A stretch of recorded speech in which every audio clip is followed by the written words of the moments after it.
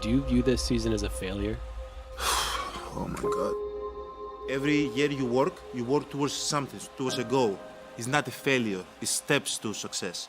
There's always steps to it. There's no failure in sports. You know, there's good days, bad days. Some days you are able to be successful, some days you're not. Some days it's your turn, some days it's not your turn. And that's what sports is about. You don't always win.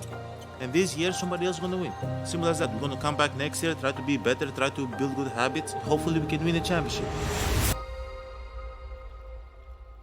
A stunner last night. The Bucks, the third title favorite entering the playoffs, to lose in round one since the merger, joining the 2007 Mavericks and the 1994 Supersonics. Even more shocking, though, Milwaukee lost as a 13-point home favorite last night.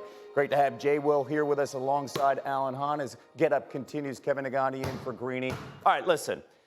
When you look at the Bucks, a lot of people are going to say, hey, well, Giannis missed a couple games. But the last two games, the collapse by the Bucks means a lot more than just one series. Was this season a failure in your mind? Well, look, I understand Giannis is explaining. For me, I think it's a coaching failure. Now, I know that Giannis didn't play game 2 and game 3. But one of the things I said when they won a championship is that I thought they won in spite of Coach Budenholzer's decision-making and his scheming defensively. That was in question for me, Kevin, when they won a championship. I was going on TV the next day saying, can I ask for a coach to be fired after they win a championship? And now I'm sitting here saying, hey, look, that is the question surrounding the series. How long can you play in drop coverage on Jimmy Butler after he roasted you the game prior? You know, why are you playing Brook Lopez on Bam when Eric Spoelstra is running him at the point guard spot? When you have the last possession in the game in overtime, we have 2 timeouts left. I have an idea. Call a timeout. There are constant questions surrounding this organization as it relates to coaching strategies. And I get Giannis missing 13 free throws. I get Drew Holiday allowing, Jimmy Butler to shoot 50% from the field. But the coaching things to me are things that stand out most when I think about this Bucks team. Is this the end, big picture in your mind, Alan? The end for Mike Budenholzer? I mean, it needs to be. When you lose in the first round like this, when you have a team that a lot of people expected could contend for a championship, and you're out in the first round, I mean, think about it like this. How does a team, the Miami Heat, with the worst offense in the league, score 124 points a game against a top 4 defense, your defense? How does a team that had the 4th worst three-point shooting team in the league shoot 45% from 3 against the top 10 three-point defense? That's not players, that's not personnel, that's coaching. And then you don't call timeouts late, you froze. You froze in game 4, you froze in game 5. Somebody has to face the music. It's Mike Budenholzer. Kevin, when we were playing the Los Angeles Lakers my 1 year in the league, Bill Cartwright was my coach. He said, Jay, they're going to be in drop coverage. Just come up. You're going to get a shot every time. Every possession, Shaq was sitting at the free throw line. I got a shot or I was able to make a play every time. That's me. Yep. And I didn't drop 56 in a playoff game. Yep. And by the way, that is a very accurate Bill Cartwright impersonation. Yes, it is. Really well done. Free throw, how about his free throw? And by the way, I can't hear you. After the upset, it's the Heat now taking on the Knicks, who win their first playoff series in 10 years. Say that again, please. The Knicks are moving on to round 2, and one other guy who's really happy, guess who? Stephen A. Smith.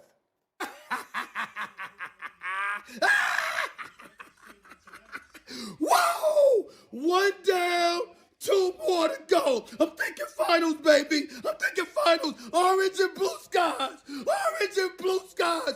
Go New York, go New York, go. Go New York, go New York, go. They go New York, go New York, go. Yeah! Yeah! Sorry about that, Donovan Mitchell. I love you, brother. But yeah!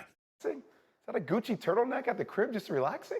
That's his little drip. hey, that is his little drip. Yeah, He knows boy. he's going to be on camera. Boy, The different. brilliance, though. Can't hide money. No, you Cannot hide it. And you cannot hide the brilliance of Jalen Brunson. And by the way, he wasn't spectacular yesterday, but again, he's the difference in this series. How far can the Knicks go now that you have Brunson dialing things up? I mean, look, right now, anything is possible. I mean, Coach Tibbs has coached Jimmy Butler. If there's one guy that can give you the blueprint on how to slow down Jimmy Butler, I think that is Tom Thibodeau. Now, and Jalen Brunson, the thing I love about him the most, he's never rushed. He gets to any spot he wants to get to. whether that's in isolation, whether that's in pick and roll. And Mitchell Robinson, I never thought I would say today that Mitchell Robinson outplayed Jared Allen and Evan Mobley. I mean, he was dominant in the performance with Julius Randle being out. Obviously, Julius Randle's health is critical for the next series, but I like New York's chances to get there. The Robinson thing, first and foremost, he's a second-round pick that didn't play in college, that they have slowly developed, and what he gave you in last night's performance in dominating the paint and dominating Jared Allen and Evan Mobley is a performance that takes you as far back to Patrick Ewing's days. The numbers that he put up, the 11 offensive rebounds, 17 overall rebounds in the game. Absolute dominance. He had the Cleveland crowd booing its own team because of the offensive rebounds he was getting, extra possessions. For the Knicks, that's their value. It's all the little things. Yes, Brunson, ice water in his veins, all that Villanova DNA that he has, and Josh Hart, the addition that he's been. But it's a lot of little things that Tom Thibodeau has this team doing, which is second chances and getting points off turnovers. It's a lot of stuff, and their depth, which continues to be a strength. And against the Heat, I don't know if they have enough depth to take on this Knicks team. By the way, Tibbs did a phenomenal coaching clinic in those first 5 games. Donovan Mitchell, playoff disappointment once again. We saw it. It doesn't matter who guards Steph Curry. If that's Davion Mitchell, their perpetual movement without the ball is why they have the best offense in the game of basketball. The fadeaway long two from Klay Thompson. He had 25. Malik Monk doing his best to drive. That'll fall. De'Aaron Fox, of course, dealing with that fracture on the tip of his finger. He had 24 points, but really, it's all about Steph. It's all about Klay. And Draymond had his best offensive performance. I mean, look, it was a masterclass by Dre. And Kevon Looney, another 22 rebound game, 11 offensive rebounds. And Steve Kerr and these guys have figured it out. And when Andrew Wiggins make a shot, Klay's making shots off the dribble, they're the best team in basketball. That's a really good sign for the Warriors when Wiggins is going off. He had 20 points, 9 of 16. Then Curry wasting time. Look at this possession, man. Look at this possession. Are you kidding me? Can we get sweet Georgia Brown playing underneath this, please? Like, look at that possession just right there. Business as usual. The Warriors, they take control of the series 123-116, one of the league's worst road teams this regular season. They always seem to find a way in the postseason. This is stunning. They have now won a road game in 28 straight playoff series, the longest streak ever in NBA history. So now they're up 3-2, and they're heading back home where they are phenomenal. Closeout time. Is this over? Is this series over, Jeff? I thought it was over. I thought the moment of clarity for Sacramento, like the defining moment, was Game 3 when Draymond was out. And I came on this show and I said, hey, look, people keep saying this is a must-win for Golden State. It's a must-win for Sacramento because if they don't win that game, you're going to feel a momentum shift. Right. And that's what we're seeing right now. And by the way, Andrew Wiggins not playing basketball for 2 months. This team is evolving into the best form of themselves.